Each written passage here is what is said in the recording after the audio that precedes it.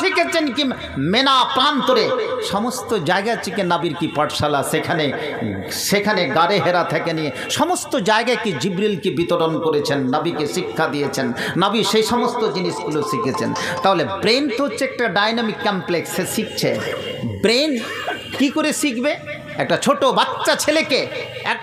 বাচ্চা ছেলে কিছু কাজ করছে, আপনি যদি হঠাৎ রূপে তাকে থ্রেট করেন, হঠাৎ রূপে যদি ওয়ার্নিং করেন, তাহলে কিন্তু বাচ্চা ছেলেটা কাজটা করে না, ছেড়ে দেওয়া হয়, কাঁদবে আর না হয় বসে যাবে। কাজটা করবে কি?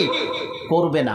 তাহলে কাজটা যখন করবে না, তখন এটা বুঝতে হবে যে ছোট বাচ্চা শিশু কোনো ছাত্র ছাত্রীকে অতিরিক্ত থ্রেট, অতিরিক্ত কি তাকে ওয়ার্নিং দেওয়া যাবে না। কারণ আজকে মেডিকেল সায়েন্স এটাকে প্রমাণ করেছে, যারা ব্রেন কি সায়েন্টিস্ট, মানুষের কি ব্রেনের ভিতরে যে নিউরন, যে কোষগুলো আছে, সে কোষগুলো থমকে দাঁড়িয়ে যায় যখন তাকে ওয়ার্নিং থ্রেট দেওয়া যায়। প্রিয় ভাইরা আমার, এটা কার তৈরি? ব্রেনটা কার তৈরি? মানুষের না আল্লাহর? আল্লাহর। কথা বলুন। আর যে মোবাইলটা তৈরি করেছে, এটা কার? এটা কার তৈরি? একটা আশ্চর্যজনক একটাকে আজকে আমাদের হাতে তুলে দিয়েছেন। 21 শতাব্দী, সেটা ইহুদি নাসারারি হোক, তাদেরকে আজকে প্রদত্ত জিনিস। এতে 10টা কি নাম্বার রয়েছে। কটা নাম্বার রয়েছে? 10টা। আমাদেরকে প্রসেসিং শিখিয়ে দিয়েছে যে তুমি 1 2 করে 9733 122 102 একের পর তুমি ডায়াল করো। এটা হচ্ছে কি প্রসেসিং। এটাকে যদি কেউ ডায়াল না করে, কেউ যদি বলতে চায় যে আমি 10 বার তাকে মাটিতে আছাড় দিব, 10 বার, সে নাম্বারটা কি ডায়াল হবে? হবে না। তার মানে এটা সায়েন্টিফিক প্রসেসের কি বাইরে আপনি কথা বলছেন। বরঞ্চ কি আপনার মোবাইল কি ভেঙে যাবে, কিন্তু 10টা নাম্বার ডায়াল হবে না। অতএব যে ব্রেন আমাকে দিয়েছে, ব্রেন ইজ এ কি ডাইনামিক কমপ্লেক্স। ব্রেন আপনা থেকে আপনি শিখবে। আজকে আপনি জালসাতে এসেছেন, এই জালসা শুনতে আসার জন্য আপনাকে কেউ পাঠ করেনি। আপনার ব্রেন বলছে যে এখানে করে আসি, কিছু নমাজ রোজার কথা হবে, জান্নাত জাহান্নামের কথা হবে, ইহলৌকিক পরলৌকিক জীবনের কি কথা হবে। অতএব এখানে করে যাই কিছু আমরা কি শিখে আসি। এটা ব্রেন আপনা থেকে শিখছেন। আপনি যদি ভালো জায়গায় ইচ্ছা করলে এখানে না এসে আপনি সেই আমার হিন্দু ভাইদের কোনো পুজো পার্বণে কি যেতে পারতেন, কিন্তু আপনি একটা ভালো পথ করে দিয়েছেন। অতএব ব্রেন আপনা থেকে শিখবেন। প্রিয় ভাইরা আমার, আপনাকে দেখাচ্ছি আল্লাহ রসুল কত বড় বিজ্ঞানী কি গাড়ে হেরা থেকে হয়েছেন। 2টো টিপস আরও দিতে চাইছে আপনাদেরকে। একটা যুক্তি দিয়ে কথা বোঝেন। বিড়ির কথা আমার বাবাজি বলছিলেন, এই বিড়িটা কোথা থেকে আসলো এটা তো আমরা জানি না। আপনা থেকে বিড়ি চলে এসেছে, এটা খেতে হবে, এতে গাঁজা ঢুকাতে হবে, এতে তাম্বাকু ঢুকাতে হবে, এভাবে খাচ্ছে। বিড়ি যে ধরানো হয়, ধরার পরে কি দিয়াশালাইয়ের কি যে মাচিসের যে কড়িটা ফেলে দেওয়া হয়, তারপরে আমরা কিন্তু সেটা পা দিয়ে চেপে দেয়। তার মানে কি, যাতে আগুন না লাগে। এই শিক্ষাটা কে দিল?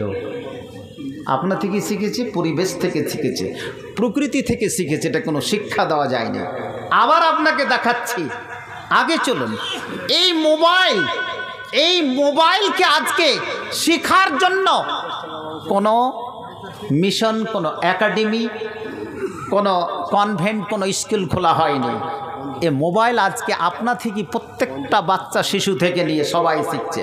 এমনকি আমি যদি 50-60 বছর আজকে পৌঁছে যায়, আমার যেগুলো ছোট বাচ্চা আমার থেকে বেশি এক্সপার্ট কিনা, ও কোন ইউনিভার্সিটিতে পড়েছে, আর কোন একাডেমিতে পড়েছে, আর কোন জায়গাতে পড়েছে, তাহলে শিখলো কিনা। আমি যেটা থিওরি বলেছি, এ ব্রেন ইজ এ কি ডাইনামিক কমপ্লেক্স। দেয়ার আর কি 2 ডিফারেন্ট কি type of memories in brain. মানুষের ব্রেনের মধ্যে 2টো মেমোরি আছে। ভালো করে শুনুন, আমি হাদিসের দিকে নিয়ে যাচ্ছি। বিজ্ঞানের সাথে কি যে কোরআন এবং হাদিসের যে সম্পর্ক, আজকে আলেম ওলামাও বুঝেনি, দ্ব্যর্থহীন ভাষায় বক্তৃতা দিয়ে যায়, এবং সেই শ্রোতাও পাওয়া যায় না যে কথাগুলো কি বোঝার চেষ্টা করবে। মানুষের মধ্যে 2টো স্মৃতিশালা থাকে। কি করে? একটা শিক্ষার জন্য আপনি আজকে জালসা শুনছেন, আপনার ব্রেন কাজ করছে। কথাটি ভালো বলছে কি খারাপ, এটা কিন্তু কাজ করছে। ব্রেনের ভিতরে সে নিউরন, সে কোষ আছে। প্রিয় ভাইরা আমার, বলুন আলহামদুলিল্লাহ। মানুষের ব্রেন শেষ হয়ে গেলে আজকে ঠিকাদার এত বড় বাড়ি করেছে, এত বড় আজকে আপনাদের ব্যবস্থা করেছে, আজকে যদি কিডনি নষ্ট হয়ে যায়, হার্ট নষ্ট হয়ে যায়, ব্রেনের কোষের ভিতরে যদি কোনো টিউমার হয়ে যায়, তার মৃত্যু অবধারিত না? না অবধারিত, সমস্ত পৃথিবী থেকে যাবে। তাহলে দুটো স্মৃতিশালা, একটা শিক্ষার জন্য, একটা আহরণের জন্য। আর একটা স্মৃতিশালা যাকে বলছে প্রিজার্ভেটিভ, যেটা স্মৃতিশালাকে বলবো স্পটিয়াল কি মেমোরি, যেটা দাগ কেটে যাবে। আচ্ছা, কীরকম দাগ কেটে যাবে, কীরকম দাগ কাটবে? আপনারা আজকে জালসা, কথা বলুন, আজকে এখানে জালসা শুনতে এসেছেন, এই জালসাটা গত বছরে তো অনেকে এসেছিলেন কিনা? গত বছর কি এখানে জালসাটা হয়েছিল? কোথায় হয়েছিল? ওদিকে কতজন হয়েছিল? হাত উঠান। মাত্র 3 জন জালসা শুনতে এসেছে, বাদবাকি লোকটি আসেনি। শুনেছে সবাই, দেখেছে বা শুনেছে, এখানে হয়নি। কথাটি মনে আছে কি নাই? এটা কি ভুলবেন? ভুলবেন না।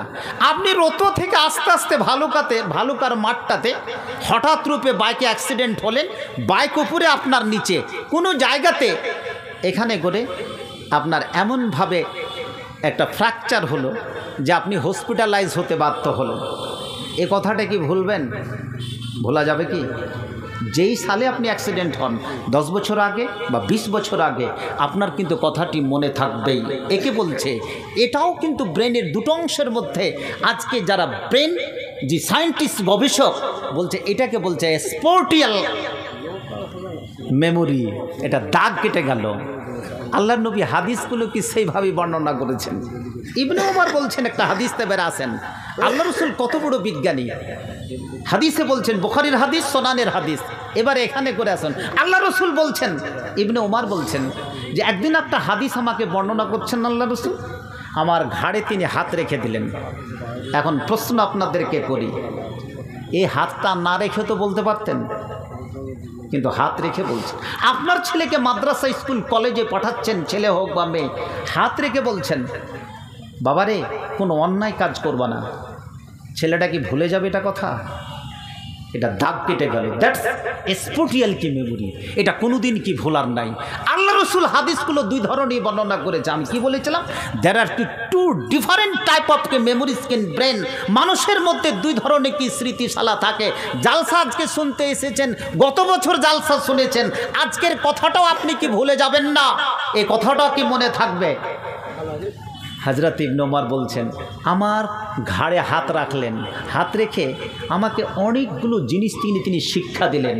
এ কথাটি আমার মনে থাকবে। আল্লাহ রসুল মনে করেছেন যে আমি যদি হাত রেখে ইবনে ওমরের উপরে বলি, ইবনে ওমরের ব্রেন ফেল করে যাবে না, এটা একটা স্পট পড়ে যাবে, সে মনে রাখবে। আর আমার পরে যে হাদিসগুলো রাওয়ায়াত বর্ণনা করবেন, সেই কথাটা রেখেই কিন্তু তারা বর্ণনা করছেন। আমরা নামাজে কি পড়ি? আত্তাহিয়াত পড়ি কিনা? তাশাহুদ যাকে বলে, কি বলে? নামাজে তাশাহুদ পড়ি না? তাশাহুদ কাকে বলে? এই কথাটি মনে হয় 80% লোক এখানে করে জানে না। আর এরাই চাইছে জালসা করে কি জান্নাত পেতে। জান্নাতের নামটা ভুলে যান। ডেলিগেট খাওয়াই হবে, আর জালসাতে আনাকুম জানাকুম হবে, আর জালসা সোনাকুম হবে। এর চাই তার কিছু হবে না। প্রিয় ভাইরা আমার, তাশাহুদ আত্তাহিয়াতকে বলে। হযরতে ইবনে মাসউদ বলছেন, হাদিসটা বলছেন कि अल्लामानी तशाहुद यादी बेयादाई है। আমাকে যখন তাশাহুদ শিক্ষা দেওয়া হলো, আল্লাহ রসুলের হাত আর আমার হাত হ্যান্ডশিপ অবস্থায় ছিল। 1500 বছরকার আগে বরাবরই হাদিসটি তিনি বর্ণনা করছেন। সে হাদিসটি নাসাই শরীফও আছে, সোনানের তিরমিজিতে আছে, বুখারীতে আছে। আমাকে যখন হাদিসটা বর্ণনা করা হচ্ছে, তখন বলা হচ্ছে আমাদের 2 মুসাফা, আল্লাহ নবীর হাত আর আমার হাত একেবারে কি মিটেছিল। আর এইভাবেই কিন্তু রাওয়ায়াতটা বর্ণনা করছে। তার মানে কি অতটুকু কথা, এটা কি ভুলে যাওয়ার মতো কথা না? আহা, প্রত্যেকটা জিনিসকে বিজ্ঞানসম্মত। ওরে আমার প্রিয় ভাই বোনেরা, জেনে রাখুন, আল্লাহ রসুল 1500 বছর আগে যে হাদিসটি বর্ণনা করে গিয়েছেন কি আল্লামানি তাশাহুদ বিয়াদি, আল্লামানি তাশাহুদ ইয়াদি বেয়াদাই হে। আমাকে যখন হাদিসটি বর্ণনা করা হলো, আমার হাত আর নবীর হাত একসঙ্গে কি মিলেছিল, তার মানে মুসাফা অবস্থায়। এবারে তিনি আত্তাহিয়াত আমাকে শিখিয়ে দিলেন, আমি এ পর্যন্ত ভুলিনি। ওরে আমার যুবক যুবতী, জেনে রাখুন, জেনে রাখুন, প্রত্যেকটা হাদিস আল্লাহ রসুল বর্ণনা করেছেন। কোনো সময় তিনি হ্যান্ডশেক করেছেন, কোনো সময় তিনি মুসাফা করেছেন, কোনো সময় তিনি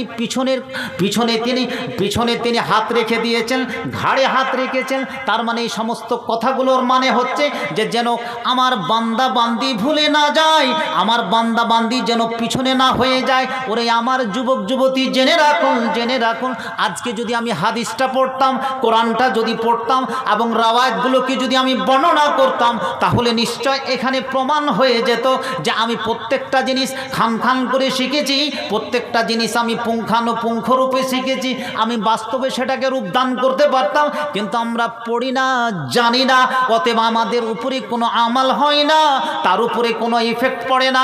অতএব তোমরা যদি আজকে এই সমস্ত জিনিসগুলো না পড়ো, তাহলে তোমাদের উপরে কোনোই রকমের আজকে ব্যবস্থাপনা হবে না, তোমাদের সমস্ত জিনিস সেখান থেকে চলে যাবে। যে সমস্ত জিনিসগুলো তোমরা করনি তার কিন্তু হিসাব তোমায় দিতে হবে। আর এই হিসাব দিতে দিতে পরবর্তীকালে তোমার জান্নাত পাওয়া অসুবিধা হয়ে যাবে, শেষকালে তুমি জাহান্নামে যাবে। এটাই তোমার শেষ চারা, এটাই হচ্ছে তোমার শেষ পথ। অতএব তুমি মানুষ আজকে সাবধান হয়ে যাও। আর একটা আপনাকে দৃষ্টান্ত দেখায়, ইমানের ক্ষেত্রে একটা রওয়ায়াত এসেছে, সেটাও কিন্তু স্পিরিচুয়ালিটি মেমোরির সঙ্গে। গারে হেরা থেকে সেটাই বার্তা, মান রা মুনকারান, কোনো ব্যক্তি যদি কোনো অশ্লীল খারাপ জিনিস দেখে, ফলে ইউগাইয়িরহু বিয়াদিহি, হাত দিয়ে সেটাকে যেন দমন করে। দুটো ছেলে যদি আজকে ঝগড়া করে, তাহলে দুটো ছেলেকে তুমি আলাদা করে দাও, দুটো ছেলেকে তুমি সেই ঝগড়ার কাছ থেকে তুমি বিদায় করে দাও, প্রিয় ভাইরা আমার, এবং একজনকে তুমি দুজনকে থামিয়ে দাও। এটাই হচ্ছে কি তার প্রমাণ হচ্ছে কি হাত দিয়ে কে দমন করে দেওয়া। তাহলে আল্লাহ রসুল যে কালে কালে যুগে যুগে আজকে যেইভাবে কি তিনি শিক্ষা দিয়েছেন, সেই শিক্ষাকে বাস্তবে কি যদি নিয়ে যেতে হয়, তাহলে আপনাকে সেই পথই অবলম্বন করতে হবে, যেই পথ আল্লাহর রসুল এবং তার সাহাবায়ে কেরাম কি করে গেছেন। প্রিয় ভাইরা আমার, আজকে সেই কথার দিকে আপনাকে কে এগিয়ে নিয়ে যায়। আরও কয়েকটা টিপস দিয়ে শেষের দিকে আপনাদেরকে নিয়ে যাচ্ছি, যে আজকে আমরা যে পর্যায়ে যেই জায়গা থেকে জীবন অতিবাহিত করছি, একবার নিজের জীবনটা সম্পর্কে ভেবে দেখুন, নিজের কৃতিত্ব